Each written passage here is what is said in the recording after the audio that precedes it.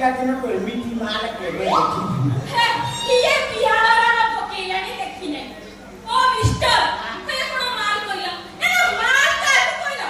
ହୟ ଦେଶୀ ମା ନା ବିଦେଶୀ ମା ଇଏ ତମକୁ କଣ ମୁଁ ଆଳୁ ପିଆଜ ବସ୍ତା ପରି ଲାଗୁଛି ତମେ ମତେ ମାଲ କହୁଛ ନା ନା ତମକୁ କହୁନି ତମର ଜିନିଷ କଥା କହୁଛି ଇଏ ଭତ୍ତାଏ ହୟ ହୟ କେଡେ ଅଭଦ୍ର ଲୋକ ହଉ ତମେ କେତେ କଣ ବ୍ୟବହାର କରୁଛ ସେଇ ଜିନିଷଟା କଥା